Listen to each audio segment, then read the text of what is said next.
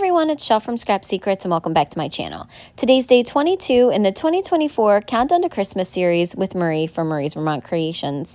Our technique for today is shadow stamping or stenciling, and we're actually going to be doing both on this card. First, I'm going to take two stencils from Colorful Life Designs. They're actually layering stencils. A piece of craft cardstock that measures 4 1/4 by 5 1/2 inches. We're going to place it into the stamp wheel and then place the first stencil down on top of it. So the great thing about the stamp wheel is it holds the stencil and your paper perfectly in place. If you guys haven't tried this out, I would highly recommend it. It is one of my favorite craft tools in my room. We're going to be inking up the stencil with some MFT Sweet Tooth White Pigment ink using a blending brush from Tim Holtz. So I'm alternating between going in a circular motion as well as swiping the ink on to the stencil just to get it through the openings in there. There's that little piece in the middle of the O's that are attached on either side, and it was sliding around a little bit. Next, I'm going to take the other stencil, which is the snowflake layer, put that down on top of it. You can very easily see where it should go. The snowflakes line up very nicely. You can see that I got excited and I inked up one of the snowflakes that didn't even have any cardstock underneath of it. But I'm using that same pigment ink to go ahead and ink those up. I've never done this technique with a double layered stencil, I don't think. So I wanted to see how this would work. Just wanted to try out something different. So once that layer is done, I will peel it off, and I realized that these snowflakes are a lot more white. You can see a lot more of the craft cardstock through the words. So I'm going to lay the stencil back down. This is super easy to do.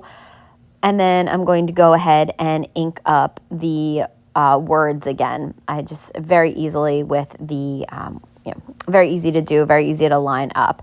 So once that was done, I'm going to take the stencils off. I'm going to clean them off camera and then put that to the side to let it dry for a little bit. Now we're going to do the sentiment part, which is the shadow stamping part of this. So the piece that we're stamping the sentiment on is the fallout piece from one of the Hero Arts frames, which you'll see in a minute. It's the second smallest one. This is a stamp set from Concord and Ninth that I've never used before, and I just thought it was really pretty. I love the font of it. I don't know why I've never used it, but we're inking it up with that Sweet Tooth pigment ink from MFT, stamping it down. I do believe I did stamp this down twice. You just want to be careful not to press down too hard because you don't want the letters to splay. I did let this dry for a little while before I'm doing the second part of the technique, which is to take this stamp and line it up perfectly over top of the sentiment. Then you're going to adjust it two different ways. You're going to either adjust it up or down, and then left or right. So you want to make sure that that creates the shadow part of it. We're inking it up with the Lumberjack Plaid Distress Oxide because oxide stamps better than ink, and I also don't think that I have the ink. I do believe I stamped this twice. One important thing to note was that before I did the oxide, and before I shifted it down, I did clean off the stamp really, really well so that there would be no smudging or extra white ink that transferred over. Okay, so now we're going to do the exact same thing with the stencils. So I'm lining it up, and then I'm shifting it down, and I'm shifting it the same exact way. I shifted down and to the right. That's the way I tend to do all of my shadow stamping and stenciling. And then we're using that same Lumberjack Plaid ink and a blending brush to add the color to it. You can see, if you look really close, you can see some parts where there is more of the craft cardstock than others.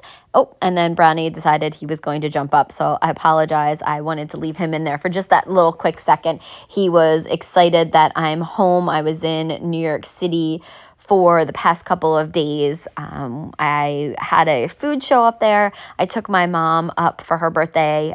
She helped me a little bit with the show. And then we went to see Wicked last night, which was absolutely amazing. So he's super excited for me to be home.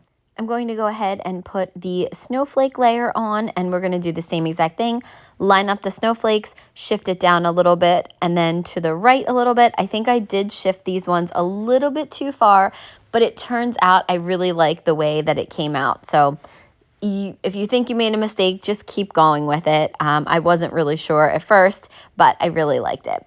So we are going to be using broken china to ink up the snowflakes. Now you can do whatever colors you want. I just thought I wanted like a really light blue. I didn't want to go too light because I didn't want it to almost not show up, because craft cardstock does dull some of the colors a little bit, especially when it goes on to the craft part of it. You can get a little bit of a duller color. So I used broken china. Now the reveal. I love the way this looks. I think this looks so pretty. I'm going to take that off, and then there is the sentiment, and I didn't like it like right next to each other. I thought it needed a little bit of something. Originally, I had taken the pigment ink and gone over the frame because I thought that that's what I was going to do, give it like a little bit of a white tinge to it, since I kind of put a white background to everything else. But then I decided to go back in with the broken china because I felt like there was red and white in the sentiment, but there was really no blue, and the blue kind of felt out of place on the card background. So I'm going to go over with several layers of this broken china on the frame, building up the layers.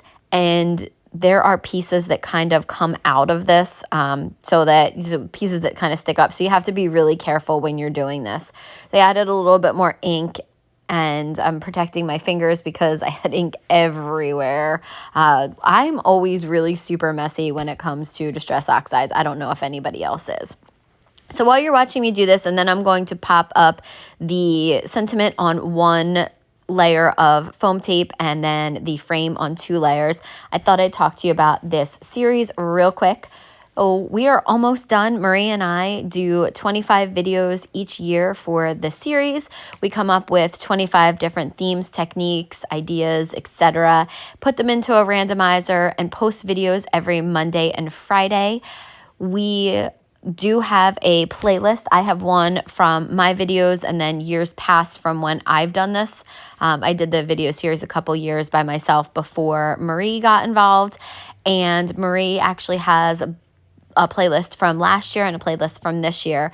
So on her playlists, you will have at the end of the series 100 different videos on 50 different techniques, ideas, themes, etc. from two crafters that have completely different crafting styles. So hopefully you will check out her channel. I will link that below in the more information section. I will also link the intro video so that you guys can go over and check that out if you haven't already. There is a giveaway associated with this series, so make sure that you check out the intro video because all of the details are over there. And I cannot believe that we are almost done. We only have 3 more videos left. How crazy is that?